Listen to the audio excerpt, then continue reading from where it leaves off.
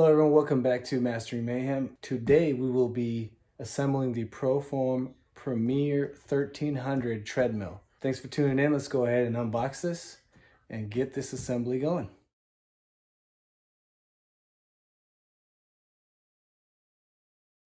All right, so now y'all can see we have it completely unboxed and we are ready to assemble this treadmill. This one has the ProShocks 3.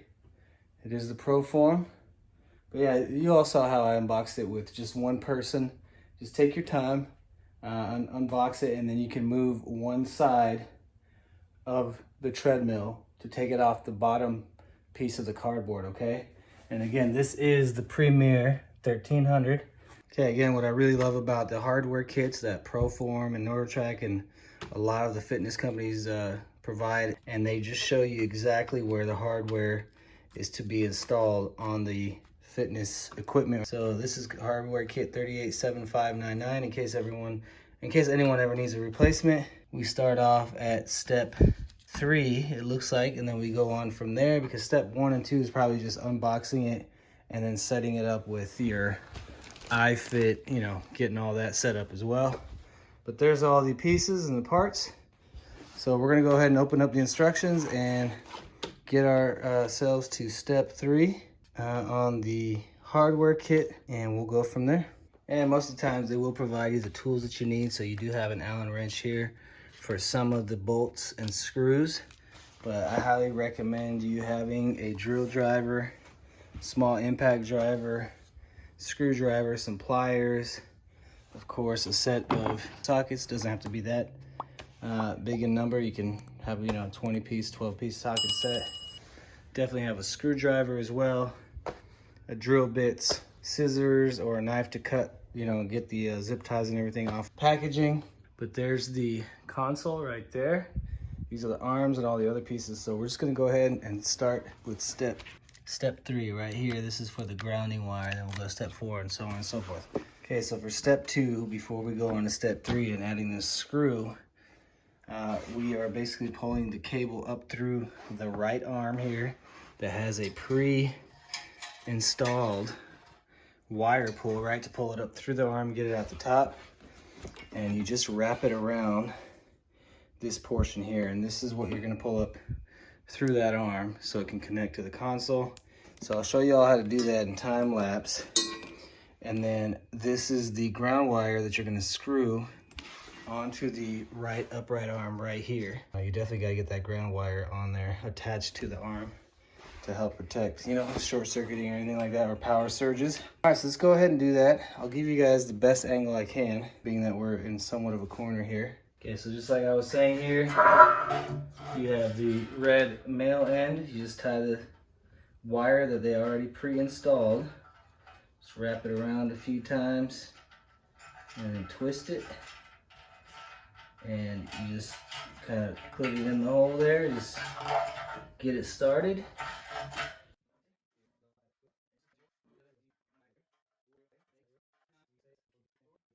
And now we have the top. I'll give you guys a different angle here. And that's the end result, right? You got the cable coming out of the top. I didn't untie the top of the tie here just to hold on to the where it is, just in case this falls back in. But I usually don't have that problem. Pull it up through the top, and it went right through this hole here, correct? And then this is the ground wire, which will be screwed down right there. And this is the plastic insert that I was talking about that pops into there's a square cutout here below the oval cutout. So that's it, you just pop that in place. You have the wire ran through. Now we're gonna screw down the ground wire right here. We're gonna take out the old screw. And this is why it says step 3 with this screw. It's just to get the ground wire making contact with the right upright. After that, we get the bolts to get the 2 upright arms, right and left, attached to the base of the frame. And we will not tighten them down. We will loosely put the bolts in there, and I'll show you that part here in a bit. Okay, so right now what we're gonna do is install the right upright with the bolt going in that way, and the 2 number 7 bolts going down, and then number 60, was it 62 bolt going through the wheel here. This is the wheel. They provided 2 wheels here. This is what's going to help you move it around if you ever need to move it from one place to another in the home. So we're going to focus on that. I'll show you all how to do that. We're going to do it in time lapse, and I'll point out a few things, but basically it's going to be 4 bolts right now. It is pre-threaded here, so you don't need a nut there. And then you do the same, you repeat the same thing on the left side upright. So we're going to do that on this side here, and then we'll go to the other side and get these 2 uprights standing up. Let's go ahead and do that. We'll time lapse getting the uprights in place. And remember, do not forget to put the star washers on all the bolts, okay? This is what keeps them tight for a long, long time.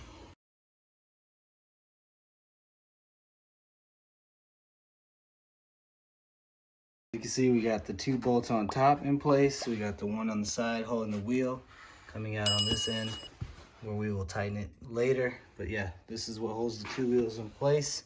You got to kind of lift up on the first wheel, lift up a little bit on the frame to get the bolt to line up, because the wheel does go below the frame, and that helps you get the bolt in there straight.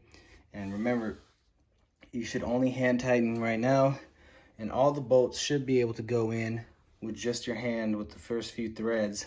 So just basically hold these guys loosely in place, right? And then the 4th final bolt was right here. It's right there hidden in the back. So again, it's just loose.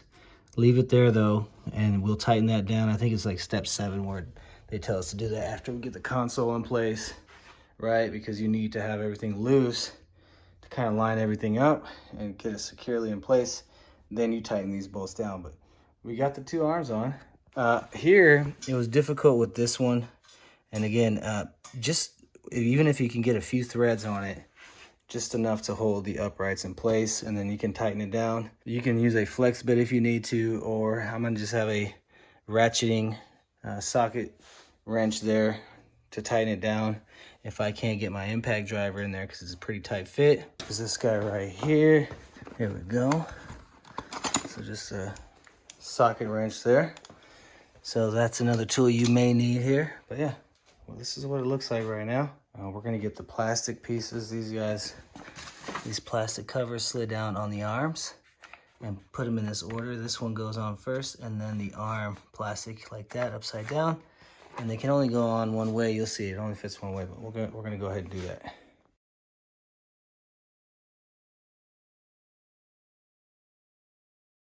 Okay, now we have the base covers on for the left and the right upright, and then we have the bottom handrail covers in place as well on the upright arms.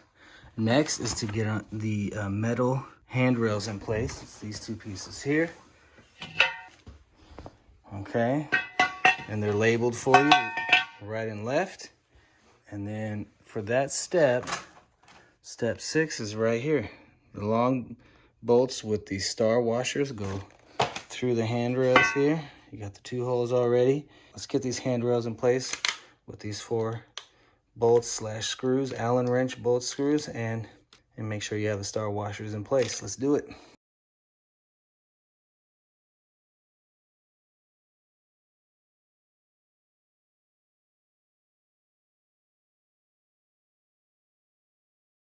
All right, so these are the 2 Allen wrench bolts that we got that hold the handrails, right? You get these 2 right here. It's pre-threaded in the upright, so you don't have to add any bolts or any nuts there. It's just bolts, screw them down, and you do tighten them down, right? And then on the right side, it's the same thing, but here's where there's a hole. So underneath here, you have the hole that as it comes through the upright, you just pull that cable right through, and that way it doesn't get pinched. So just make sure you don't pinch this cable when you tighten the handrails down, and you get it through this bottom hole here as it comes out through the upright. Okay, so this step right here, step 7, it says if there are 4 screws in the location shown, remove and discard them. That is these 4 screws right here on both handrails. We do have them. We're gonna remove and discard them.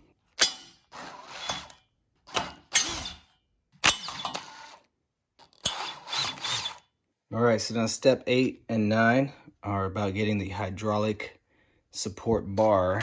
This guy right here. This bar is gonna be underneath the belt there, And you have the hydraulic. We got to install these two underneath the belt because this is what's going to make it easy for the person or the individual to lift the belt up in its storage position, and that way you can roll it around easily on the wheels there. Let's see here, step 8. It's these two Allen bolts right there with the star washers. Oh, I think the bolts for that and the top is underneath the belt already. That's where it should be. So I'll just show you guys how I do this in time lapse, and then we'll take an actual look at everything after it is installed, and I'll tell you guys what I did. I'll tell you all what I did. Okay, so as y'all can see, this bar that the hydraulic attaches to, it tells you which way to have it facing. All right, so that's gonna be towards the belt, and then the bolt that holds the top of the hydraulic is already here. So we'll just remove that. And then the two bolts that hold it in place are on the step 8 part of the hardware packet.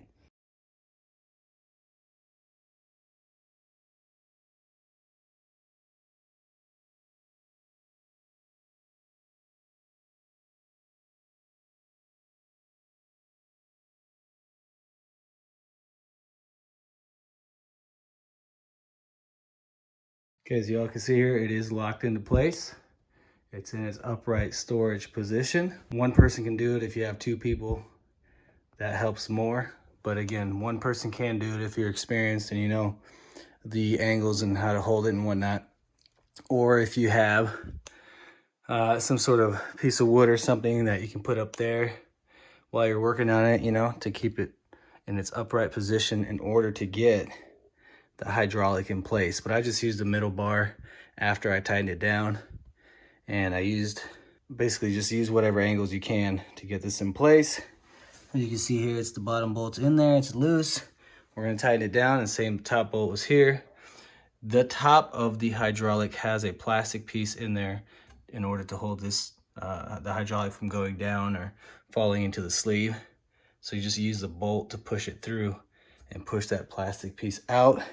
So this guy was in here, right? That's where it was. So I just used the bolt to push it through, and that way it lines up the bolt and it comes right out the hole. So it's a nice, useful piece there. Now we're gonna get the other nut on the top bolt in place, just hand tighten, and then we're gonna hand tighten it with a drill. And the way to bring it down, I mean, it tells you right there, you just kind of push up. Let's see if I can do it. You just kind of push up, push your foot on it, and it'll come down. You gotta let it come down past the locking point. Otherwise, you push up and see it locks into place there. So if you try to push your foot without lifting it up a little bit and then pushing it in and let it come down a little bit with your foot pushed in, and then it'll get past the locking point. It'll come down nice and easy. As you can see now with the hydraulic, I can do it with one arm, no problem. So it's very, very helpful. Let's tighten these down. We'll go on to the next step. Okay, now step 11 here is getting the console in place. As you can see here, it says we're using 4 screws and 4 star washers. It's gonna be these guys right here. Again, in bold highlight here, so make sure not to pinch any wires when you place the console on top here, on top of these rails, okay? So just make sure that we don't pinch anything.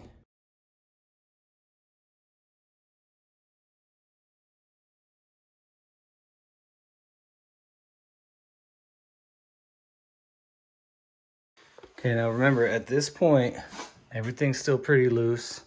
So you can sway the whole structure here, you know, the arms and the console still sway a little bit, but you have the 2, I don't know if y'all can see that 1-2 bolt right there, 1-2 right there. And again, they're not fully tightened. And then here's your cables, right? We made sure we didn't pinch anything. Okay, so you just take these 2 ends here and it'll click into place. It's only one way for them to connect or to work, and just like that. And you can put it inside there, and we'll see if there's a cover or whatnot there, but that's it. You're good to go with connecting the cable, the male and female. Basically right now, step 12 is just getting 2 screws on each of the handrails, attaching the upper side of the console to the handrails. So you got 2 screws here and 2 over there. It says do not use power tools to screw these, so we'll just get a ratcheting screwdriver and we'll get those 4 screws in place.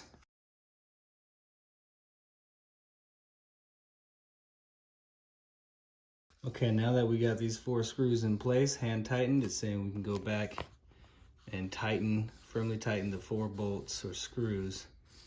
1, 2, and then 3, 4. It says only 2 are shown, but it is these 4 here, right here. 1, 2, 3, 4. So let's go ahead and tighten those down. All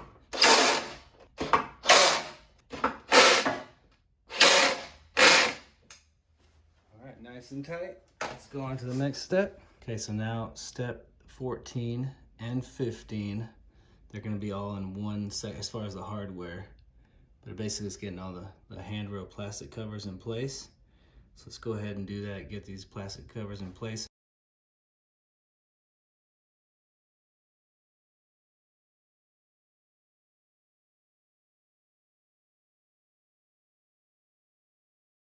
All right, before I get this last handrail cover on, just want to show you there's 1 screw right here first. So you get the top part of the rail on first.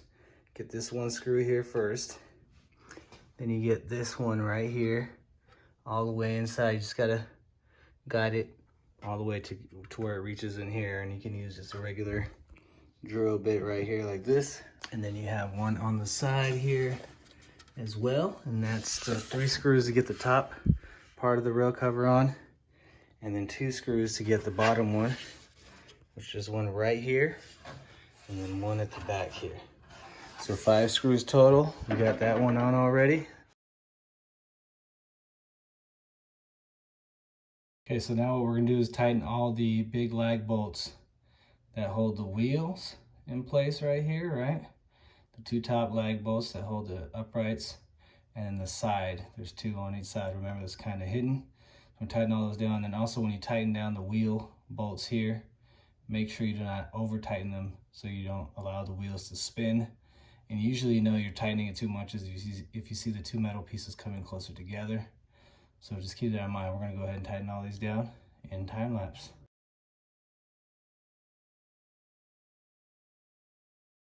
So you get the 2 bolts there that go into the side of the frame to hold the uprights more securely. Just get an extension bit, whether it's a 6-inch, at least a 4-inch. Mine's a 6-inch, that way you can get underneath the arm and tighten those 2 bolts. So let's go ahead and do that.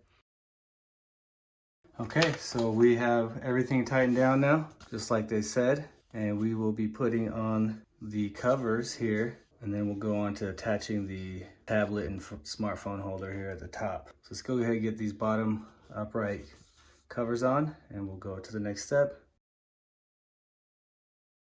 Okay, we got the 4 covers on, or the 2 bottom covers on. Just make sure they pop into place. Just kind of push them down fairly aggressively. You should hear them kind of click into place, or just stick together if you slide them up and down after you pop them into place. All right, now we will be working on getting the tablet holder in place here. So the tablet holder goes in, there's 1, 2, 3, 4 holes right there.